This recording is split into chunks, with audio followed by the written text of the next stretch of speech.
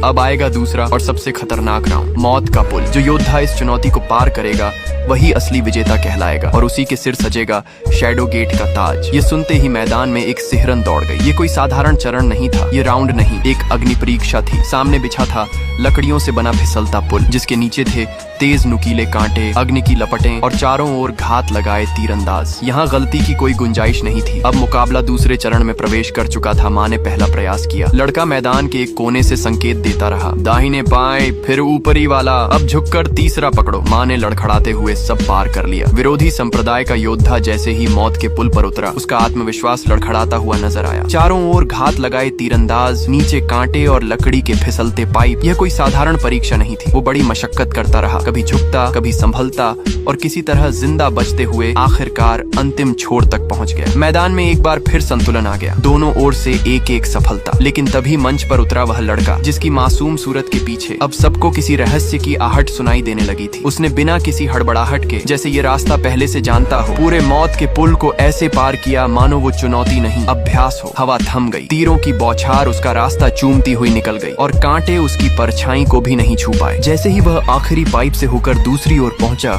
मैदान में सन्नाटा छा गया। अब दूसरा राउंड भी उसी लड़के के नाम हो चुका था। लोग स्तब्ध थे। इतने कठिन चरणों को इतनी सरलता से पार करता हुआ कोई बच्चा, ये बात उनकी समझ से बाहर थी। लेकिन जैसे ही सबको लगा कि अब यह लड़का शैडो गेट का अगला राजा घोषित होगा, तभी धर्मगुरु ने गंभीर स्वर में घोषणा की, निर्णय अब भी बाकी है, तीसरा और अंतिम राउंड शेष है। लेकिन क्या उम्र और अनुभव उसके राज्यारोहण के बीच दीवार बनेंगे या तीसरा राउंड सब कुछ बदल देगा? जानने के लिए क्या आप तैयार हैं? क्या लड़का बनेगा अगला सम्राट या उसकी उम्र बन जाएगी उसका सबसे बड़ा शत्रु? आगे की कहानी जानने के लिए नीचे कमेंट करें, क्योंकि असली रहस्य तो अभी खुलना बाकी है।